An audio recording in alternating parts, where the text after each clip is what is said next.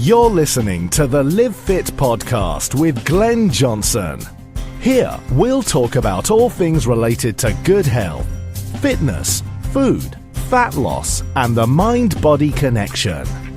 Yes, this is the Live Fit podcast. I'm your host, Glenn Johnson, and you are listening to episode 43, Exercise Adherence. Will you drop off or stick with it? Please take a moment to rate, review, and subscribe to this podcast right now. It is really the best way you can help others. I'm not getting paid for this, but helping people find fitness is my motivation to adhere to podcasting. And the more reviews and subscriptions we get, the more people I can help. Deal? This episode is an audio blog of a post I wrote about exercise adherence. You will be able to find complete show notes at livefitpodcast.com, episode 43. As a professional, one of my biggest frustrations is when a person spends a ton of time exercising and getting in shape, and then disappears for several months or more. And by their look when they return, they were not exercising somewhere else. Have you ever done this? I have. I used to do this. I used to go to the gym for a couple of months, get in shape, go, hey, I'm in pretty good shape.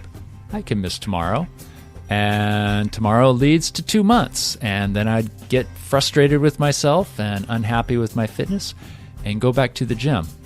But as I get older, I realize that good health is too precious to squander, that once it's lost, it is seldom found again, at least at the level desired. Good health is a gift that not everybody has, but most people can improve upon. And the older you get, the harder it is to gain back. And I knew that those weeks and months without exercising were going to get longer and longer and longer until I finally found my motivator. Understanding why people drop out and what you can do about it just might help you stick with it. I'd really love to hear from you. What keeps you motivated? What activities do you like to do? Please leave a comment on the bottom of the show notes page. I'd really love to hear your secret. Now, without further ado, let's get on with it. Will you survive the exercise drop-off? Every new year, thousands of people make a resolution to get in shape. This is a great goal and one that should have a positive impact on that person's life. But studies show that 60% of the people who begin an exercise program will drop out within 6 weeks. Exercise adherence is a person's ability to maintain regular exercise for an extended period of time. This time period is debatable, though, but I would say that if a person is adhering to exercise, then they are, until they're not. So in other words, it has to be a lifestyle. For those of you that began your new fitness programs in early January for the New Year's resolution, statistics show that you will drop out by Valentine's Day. Here are the reasons given why most people drop out of a regular exercise program. Number 1 is the perceived lack of time. 2, lack of convenience. 3, the expense. 4, physical discomfort. 5, embarrassment. 6, poor instruction. 7, inadequate support. And 8, a loss of interest. It's difficult to accurately determine what percentage of the American population exercises on a regular basis, but studies show that it's anywhere from 20 to 45%. Now, I think even this highest number of 45% is far too low. I would really like to see 100% of our able-bodied Americans being physically active enough to maintain or achieve and then maintain good physical health. I know there are extenuating circumstances and health reasons why people can't do some things, but there are also things that can be done. Exercise adherence has been loosely defined in research literature both as exercise behavior within a structured program and exercise maintenance outside of a formal program.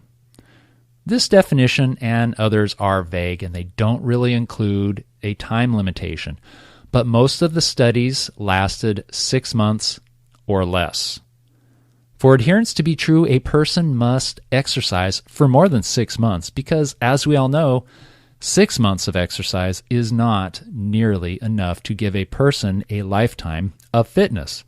They must exercise for a lifetime if they want to have a fit life. To truly adhere to exercise, it needs to be a part of a person's lifestyle, not a fad, not a phase. When a person is getting to know someone and you're sharing information, do you share your love of a particular physical activity? Cycling, hiking, gardening, going to the gym, whatever it might be. Because if you're not, it's probably not an important part of your lifestyle. Remember, you can't just pop into the gym once every 3 months like you take your car to the oil change place. How do I help a person adopt a healthy and fit lifestyle? How do I help them to not only see the light in the first place, but to see it for the rest of their lives? How do I keep them motivated when they're tired or busy or low on money? How do I help them to see and feel the same magic that I feel when I'm feeling strong and fit? This is the difficult part, because telling and showing a person how to be active, how to eat and shop and drink, and all those other little traits that lead a person closer to a good, healthy, and fit lifestyle is easy. The hard part is the consistent execution of these acts. Because following healthy habits for a day or a week or even a month is not going to change your body into a healthy one. You must be active every day to have real, lasting change. It must be a part of your lifestyle, a part of who you really are, a daily habit. Why do exercisers exercise? Aside from an innate drive to exercise, researchers have discovered that motivation to do so falls in two categories: intrinsic and extrinsic. Meaning a person's motivation to exercise comes from either internal reasons, like challenges, enjoyment, or satisfaction, or from external reasons, such as body-related issues or social factors. There are a number of sub-factors which contribute to exercise adherence or the lack thereof, a few of which are rewards, expectancy of outcome, or self-efficacy. Studies have shown that a person is more intrinsically motivated when they participate in an activity that is interesting and challenging to them. For example, adherence rates for martial arts classes are much higher than they are for aerobics classes. This is because people who take aerobics classes do so primarily for body-related reasons. This is extrinsic. Whereas most people who participate in martial arts classes do so for intrinsic reasons and feel more energized, confident, and satisfied. How to increase your adherence. One of the most remarkable studies involving adherence to an exercise program resulted in a 94% adherence rate. 94%. This was over a period of 16 and a half weeks. The factors that went into this great adherence rate were: the group was homogeneous. They were roughly the same age, weight, they were female, and they were only exercising with people from their own group. They carpooled to and from the classes together. They enjoyed the social network. They experienced pleasurable feelings that came with the energy and the fitness. The leader was a nurse and allowed the participants to ask health-related questions. The study was for a finite period of time. The participants were committed to an established goal, and they had a strong desire to change their body image and to change their physical status for improved health.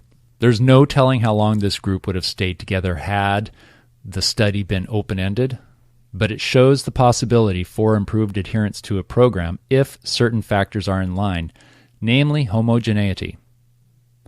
Accountability is also a factor. Holding a person accountable for their continued exercise can be successful. The adherence rates of participants who sign agreements stating that they will continue with a program for 6 months or more is generally up to about 65%, whereas non-signers are often as low as 20%. Some factors attributing to long-term adherence are social reinforcement from family or friends. This can have a powerful impact on a person's adherence to exercise.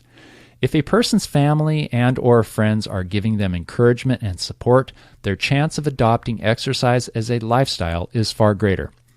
For example, a working mother could use her role and duties as a reason for not having the time to exercise.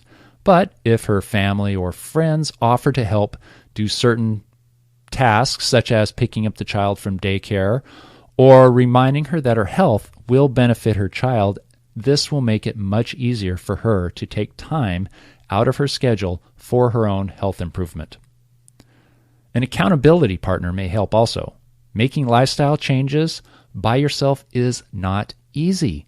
Changing behavior is usually most effective when the person has an accountability coach or some sort of a workout partner.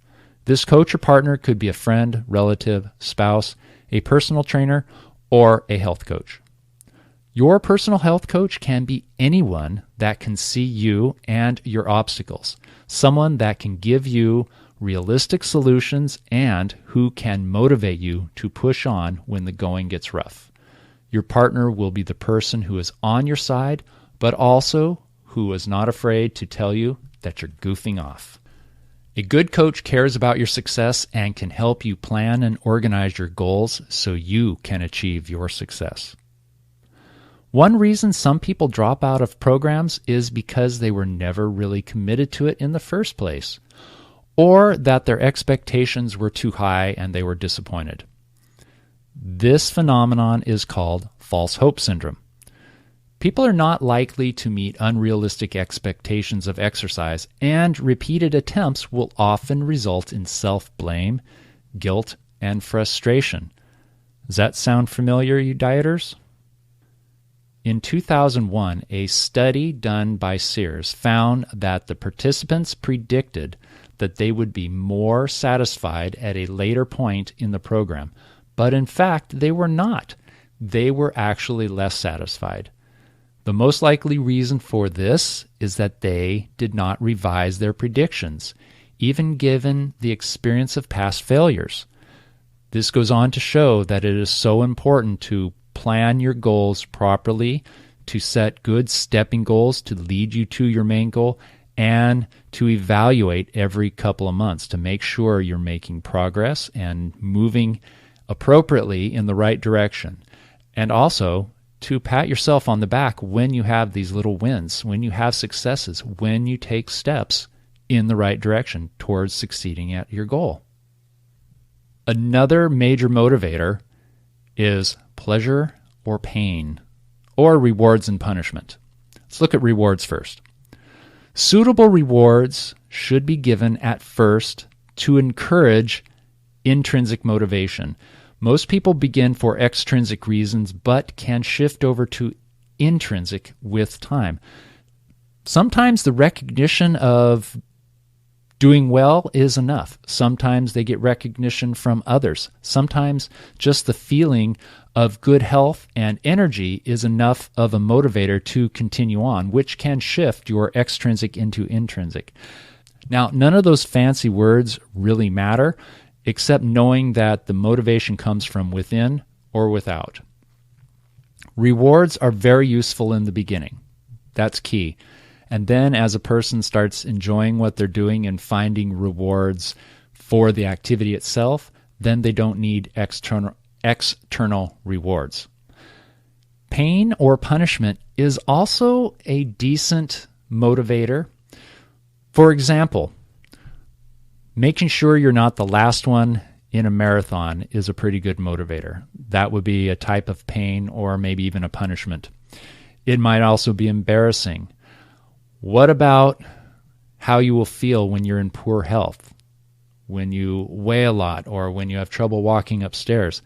That's a motivator as well, and that would fall into the pain category. You can also motivate yourself with self-talk. Another strong motivator is self-talk. Now, self-talk can be either friendly and motivating and positive, or it can be negative and punitive and angry and degrading. Now, listen to this. Your subconscious mind does not know the difference between fact or fiction. It does not understand jokes or sarcasm. So speak as if you were speaking to a 4-year-old child to your mind, because your subconscious will only hear what you say outright, not your hidden meanings. Your subconscious is like a 4 or a 5-year-old child. Speak positively and motivating. Speak to other people in the same way. When you're thinking to yourself, think, I can do this. I can do this. Not, oh, I'll never be able to do it. Be positive in your terms. This can be used to be a very powerful and motivational tool. For example, if one speaks negatively and puts themselves down, they'll feel down. Conversely, if you speak positively and boost yourself up, it may sound a little bit funny to talk friendly to yourself, but maybe it's just because you're not used to it. Education is not usually a factor in a person's ability to adhere to an exercise program. Most people know that exercise is beneficial to the body, and most people know ways that they can exercise. This fact is also the same with dieters. However, studies have shown that people with a higher education generally care more about their health and do more to take care of it. Make the change permanent. Motivation is the key issue here, and finding your key motivator is the trick. And the reward. Try to find an activity that you like and feel challenged doing, but not overwhelmed. If you can adopt an intrinsic drive for the activity or activities, you will have to never worry about exercising again for the rest of your life, because your hobby will be your exercise. Studies on adherence are interesting and useful tools in helping a person stick with an exercise routine or an active lifestyle. But if all this doesn't work, it may just come down to telling yourself to stop acting like a baby and do what needs to be done to be healthy. You may not like hearing this, but when the consequences of a sedentary lifestyle are truly understood, I think then you'll get it, and then you'll get up and start moving. The bottom line here is there are many ways that people can change their lifestyle to become fit for life. You can use intrinsic and extrinsic motivating tools, rewards, fears, punishments, and pain. You can use other tools such as contracts or technology like a GPS or a pedometer. You can work out in groups, with buddies, with friends. Try to work in some social enjoyment with it. You could hire an accountability partner or a personal trainer or a health coach. You can also use positive self-talk to tell yourself that you can do it and walk yourself through it every step of the way. I truly, truly, truly wish you the best of luck in maintaining your healthy and fit and active lifestyle. I want what's best for you. I want you to find that thing that you love, or at least like, that you will do. Dancing, Zumba, hiking, even gardening uses more energy than sitting around reading or watching TV. So get out of the house, move your body, go for a walk, work out to exercise tapes in your living room. Make some up. Record some of your own. Get some friends. Do whatever it takes. Just please move your body. Move it. Get up. Good luck.